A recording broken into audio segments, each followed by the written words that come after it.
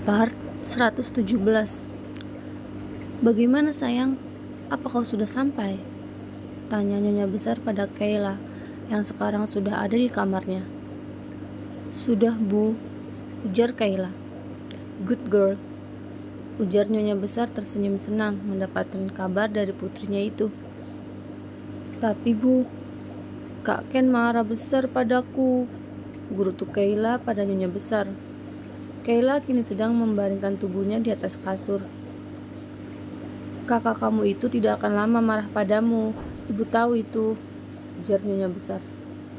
Oh, Bu, boleh aku bertanya? Ujar Kayla. Apa yang ingin kau tanyakan? Yang aku lihat kakak ipar sepertinya orang yang baik. Kenapa kau tidak menyukainya? Tanya Kayla dengan hati-hati karena takut ibunya akan marah.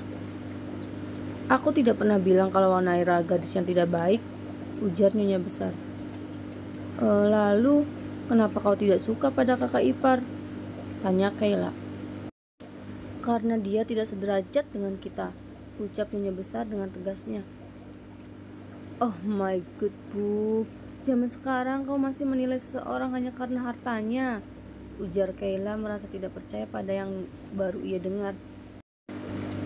Kay, kau itu masih kecil, kau tidak tahu apapun, bentak Nyonya Besar. Aku sudah besar, Bu, semut Kayla. Ah, sudahlah, sekarang di manakah kamu dan wanita itu? Tanya Nyonya Besar. Aku tidak tahu, ujar Kayla dengan singkatnya. Kau itu harus cari tahu dan ganggu mereka, perintah Nyonya Besar. Bu, apa kau lupa? Aku menuruti keinginanmu hanya untuk sekedar datang kemari. Selebihnya itu bukan urusanku, Bu. Kayla langsung menutup ponselnya. Kayla tidak mau mendengarkan ocehan ibunya. Sudah cukup hari ini kakaknya memarahinya. Kayla pun langsung tidur di kasurnya.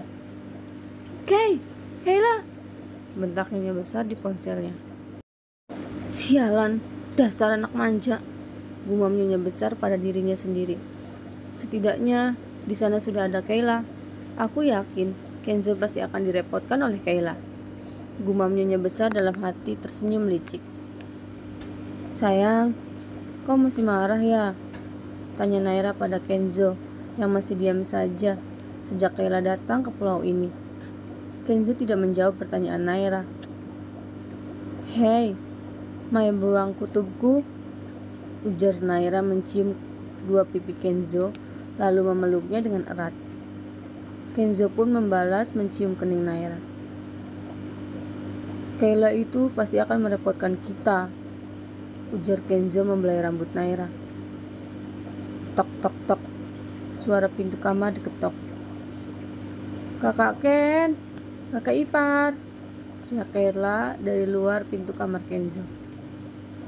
Baru saja aku kata. Kau dengarkan? Ujar Kenzo dengan wajah datarnya. Shh, kau itu, Kayla kan adikmu, ujar Naira berdiri membuka pintu kamar. Kakak ipar, hari ini apa kegiatan kita? Tanya Kayla dengan wajah polosnya. Kegiatan? Tanya Naira bingung. Iya, masa kakak ipar dan kak Kenzo hanya diam saja di dalam kamar? Ujar Kayla masuk ke dalam kamarnya dan merangkul manja ke tangan Kenzo. Naira yang melihat keakraban Kenzo dengan Kayla pun tersenyum. Gadis manja, balik ke kamarmu, perintah Kenzo dan wajah dinginnya pada Kayla. Aku tidak mau, Kak, aku bosan, rengek Kayla.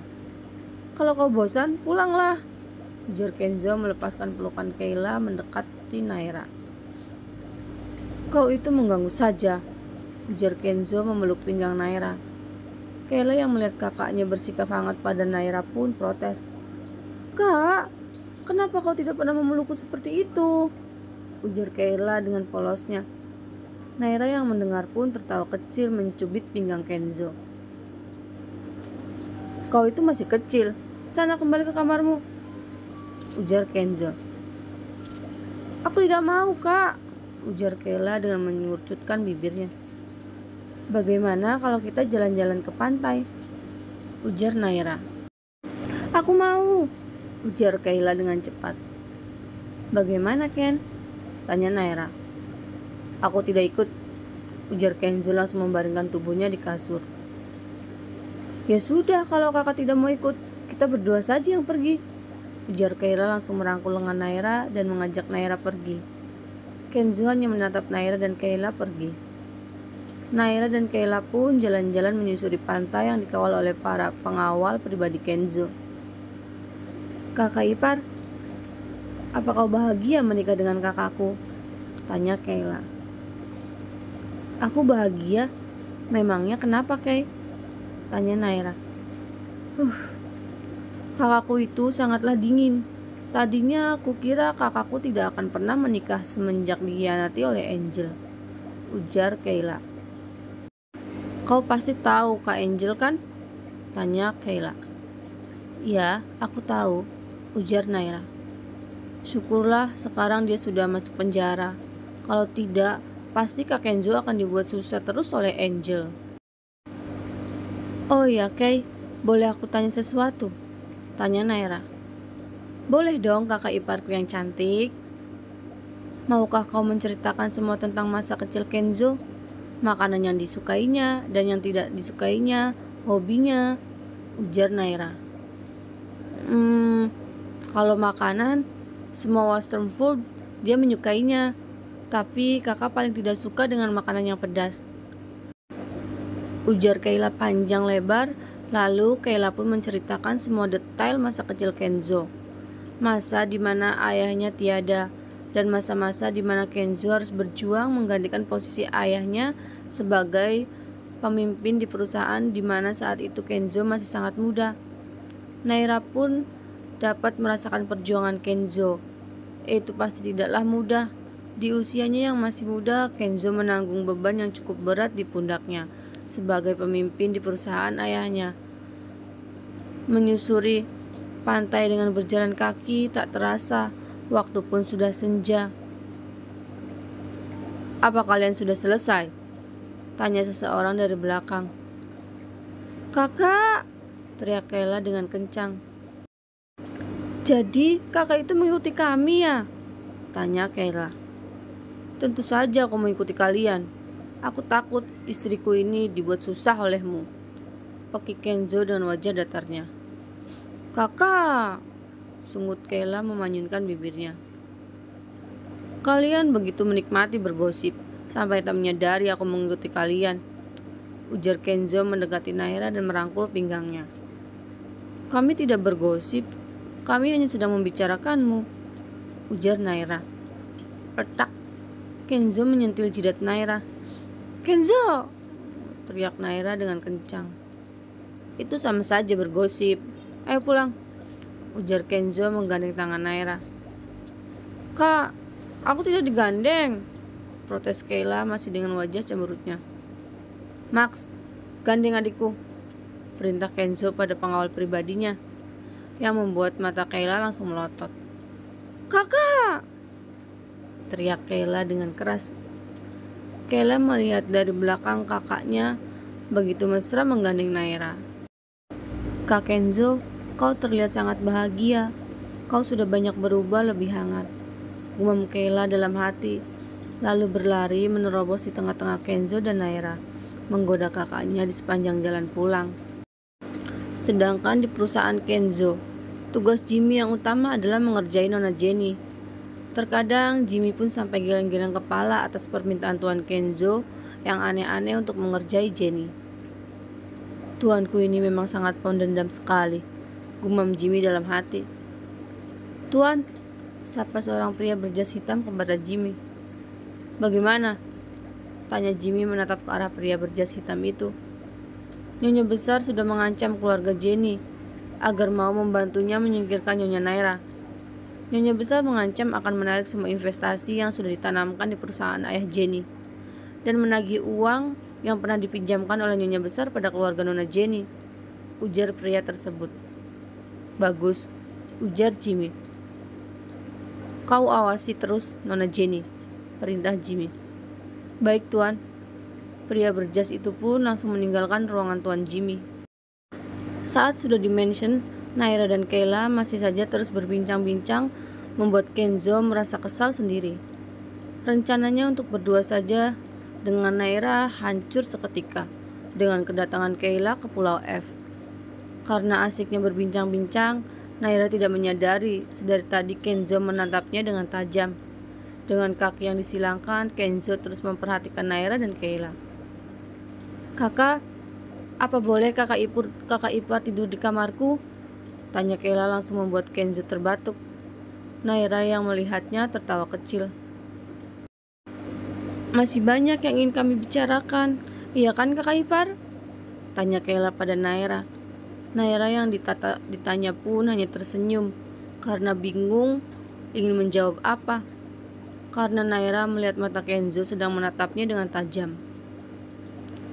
"Nay, masuk ke kamar," perintah Kenzo pada Naira, membuat Kayla menatap tajam ke arah Kak Kenzo. "Kakak, kau itu pelit sekali," ujar Kayla. "Kau mau tidak punya keponakan?" tanya Kenzo dengan wajah datarnya. "Kenzo," pakik Naira. "Keponakan? Tentu saja ingin," jawab Kayla dengan wajah bahagia. "Kalau kau terus menampoli kakak iparmu, bagaimana aku akan membuatnya?" ujar Kenzo dengan datarnya. Naira pun langsung mencubit pinggang Kenzo dengan keras. "Membuatnya? Memang bisa dibuat ya kak?" tanya Kayla dengan polosnya, membuat Naira tertawa kecil. Baru saja Kenzo akan menjawab pertanyaan Kayla, tangan Naira sudah mencubit pinggang Kenzo kembali. "Kau itu berani sekali mencubitku," gumam Kenzo langsung menggendong Naira. "Kai, jangan ganggu kami, oke?" ujar Kenzo membawa Naira memasuk kamarnya. Sementara Kayla masih bingung dengan kata-kata kakaknya itu. "Memangnya dibuatnya dengan apa ya?" gumam Kayla dalam hati. Kayla pun walaupun tinggal di luar negeri, tapi didikan dan peraturan yang ditetapkan oleh Kenzo dan ibunya sangatlah ketat, membuat Kayla menjadi sosok gadis rumahan yang tidak pernah bergaul dengan siapapun. Menjadikan Kayla seorang gadis yang begitu polos, Kenzo sengaja membuat peraturan yang sangat keras pada Kayla, karena ia begitu sangat menyayangi adik satu-satunya itu. Bahkan ke kampus pun Kayla selalu diikuti pengawal pribadinya. Setelah selesai kuliah, Kayla akan langsung pulang ke mansion.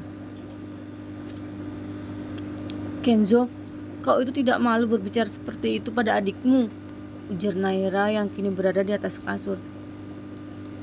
"Apa kau tidak capek berbicara terus dari tadi?" ujar Kenzo masih sibuk dengan kegiatannya. "Kenzo," lenguh Naira karena merasa geli yang sedang dilakukan Kenzo padanya. Menarik wajah Kenzo dengan paksa membuat Kenzo mendengus kesal. "Sayang, ini malam terakhir kita. Besok kita pulang," ujar Kenzo pada Naira. "Hah? Besok kita pulang?" pakik Naira dengan wajah bahagia. "Kau itu senang sekali. Apa kau tidak suka berada di sini denganku?" tanya Kenzo dengan wajah berubah dingin. "Aku suka di sini bersamamu, sayang," ujar Naira mengacak-acak rambut Kenzo dengan gemas. Akhirnya pulang juga. Bagaimana bisa senang berada di sini kalau tiap hari seharian selalu menemanimu di kamar, gumam Naira dalam hati. "Bukankah kita masih seminggu lagi berada di sini?" ujar Naira. "Sudah ada pengganggu, lebih baik kita pulang," ujar Kenzo kembali lagi dengan aktivitasnya yang tadi membuat Naira kegelian. "Hai, kamu di sini?" sapa Novi pada Jimmy yang sedang berbincang dengan kepala manajer di Cafe X. "Novi, sopanlah. Dia adalah tangan kanan dari pemilik kafe ini," ujar sang kepala manajer. "Oh, maaf Pak," ujar Novi. "Tidak apa-apa, aku mengenalnya." Jimmy menatap Novi. Novi yang merasa dilihat pun jadi salah tingkah. Novi pun permisi ke belakang. Jimmy yang melihat Novi salah tingkah pun tersenyum kecil. "Kay, bagaimana di sana?" tanya nyonya besar pada putri bungsunya itu. Di sini sungguh menyenangkan, Bu. Kau tahu, kakak ipar tadi menemaniku berjalan-jalan di pantai. Dia pun menemaniku mengobrol seharian, ujar Kayla. Baguslah, setidaknya Kayla bisa mengganggu kebersamaan mereka, gumam Nyonya besar dalam hati. Tapi Bu, tadi kakak berkata ingin membuat keponakan bersama kakak ipar. Memangnya bagaimana cara membuat keponakan untukku, Bu? Tanya Kayla yang masih penasaran. Nyonya besar yang ditanya pun langsung diam seketika menahan amarahnya. Bu, kau dengar aku? Tanya Kayla. Kau itu masih kecil. Sudahlah, ujar Nyonya besar. Tapi Bu, tadi kakak ipar. Belum selesai berbicara, Kayla langsung dibentak oleh Nyonya besar. Berhentilah memanggilnya kakak ipar, pakik Nyonya besar yang sudah merasa kesal. Naira itu memang kakak iparku, Bu. Masa aku harus memanggilnya adik ipar? Gerutu Kayla yang semakin membuat Nyonya besar emosi langsung mematikan ponselnya. Tut, sepertinya ibu marah padaku, ujar Kayla kembali berbaling di atas kasurnya. Dasar gadis manja, kenapa dia begitu bodoh? Ujar Nyonya besar merasa kesal dengan sikap putrinya itu. Aku juga yang salah mendidiknya begitu ketat sehingga menjadikannya gadis yang manja dan bodoh, gumam Nyonya besar. Nyonya besar melihat Jenny yang baru pulang dari kerja berjalan gontai ke arah Nyonya besar. Mom, aku benar-benar tidak sanggup lagi. Kau lihat ini, ujar Jenny menunjuk ke arah kakinya. Lihatlah kakiku semuanya lecet, gurutu Jenny dengan wajah yang kesal. Harus berapa lama lagi aku bekerja seperti ini? Kau itu selalu saja mengeluh. Aku jadi tidak yakin kau akan bisa menangani gadis kampung itu, ujar Nyonya besar dengan nada menghina Jenny. Apa maksudmu, Mom? Tanya Jenny kesal. Baru luka segitu kau sudah mengeluh. Kau tidak boleh lemah. Karena untuk memenangkan putraku, kau harus menjadi sosok yang lebih kuat dari perempuan kampung itu, ujar Nyonya besar. Oke, Mom. Akan aku tunjukkan bahwa aku lebih kuat dari perempuan kampung itu. Aku akan melakukan segala cara agar bisa mendapatkan putramu itu, ujar Jenny dengan suara tegasnya. Kau belum tahu siapa aku sebenarnya, Mom. Jika putramu sudah aku dapatkan, akan kubuang kau jauh-jauh dari hidup kami, gumam Jenny dalam hati.